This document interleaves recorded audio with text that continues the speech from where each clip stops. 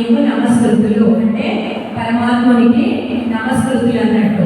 సాష్టాంగ ప్రణామములు. నీవు సచ్చిదానంద స్వరూపుడవు. సచ్చిదానంద స్వరూపుడు అంటే ఎల్లవేళల ఆనందము కాకుండా సచ్చిదానందము. ఏ నిమిషమైనా ఆయనకు దుఃఖం కానీ బాధ కానీ ఏది ఉండదు. ఎల్లవేళలా సచ్చిదానంద స్వరూపుడు. సర్వవ్యాపిని. శ్రీకృష్ణ పరమాత్మ చెప్పింది కదా, ఇక్కడ పరమాత్మ అయినా శ్రీకృష్ణుడైనా ఒకటి. సర్వవ్యాపిని మొత్తము ఎక్కడైనా విశ్వమంతా ఏ లోకాలలోనైనా కూడా కృష్ణ పరమాత్ముడే వ్యాపించి ఉన్నాడు. ఇప్పుడు ఇక్కడ ఉన్న ప్రతి వ్యక్తులు రూపురేఖలు వేరు, కానీ అందరిలో ఉన్న ఆత్మస్వరూపము భగవంతుల వారే. చీమ, దోమ, ప్రతిదీ. ఈ అమ్ముంది, ఈ అమ్మలో కూడా ఆత్మస్వరూపమే, కానీ పూర్వజన్మ సుకృతం వల్ల తనకు తెలియకుండా చేసుకున్న దానివల్ల ఆ అమ్మ ఈ రకంగా జన్మించడం జరుగుతుంది. దానివల్ల మనము ఆమెను ఏమి తక్కువ చేయవద్దు. మనము కృష్ణ పరమాత్మని ఎలా చూస్తున్నామో ఆమెలో ఉన్న ఆత్మను కూడా ఆ విధంగానే మనము దర్శించుకోవాలి. అంటే మనము ప్రయత్నం చేయాలి.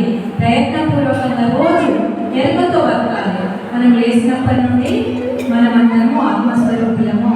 మనమందరికీ కష్టాలు, సుఖాలు, ఈ దుఃఖాలు, బాధలకు కారణం ఏంటంటే మనము పూర్వజన్మలో చేసిన పాప పుణ్య కర్మల వల్ల.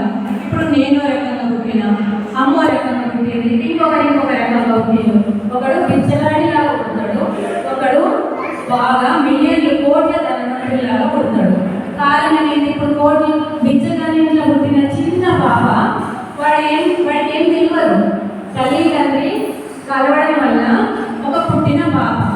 ధనవంతులు కోట్ల శ్రీమంతుల దగ్గర పుట్టిన పాప కూడా అదే పద్ధతిగా పుట్టిండు. కానీ కారణం ఏంటి? వాడేం కష్టపడి సంపాదించలేదు కదా, కోట్లు సంపాదించలేదు. కోట్లు సంపాదించకుండా కూడా పుట్టడంతో కోటీశ్వరుడిగా పుట్టిండు. ఈ బిచ్చగాడి దగ్గర ఉన్నవాడు పాపం కష్టంగా బిచ్చగాడిలాగా పుట్టిండు.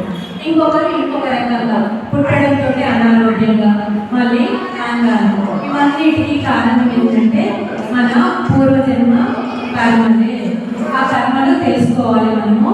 దానికి చాలా టైం పడుతుంది. మీరందరూ సమయం ఇస్తారంటే కొంచెం ఎక్కువ చెప్తాను. మరి టీచర్ ఎంత టైం ఇస్తారు?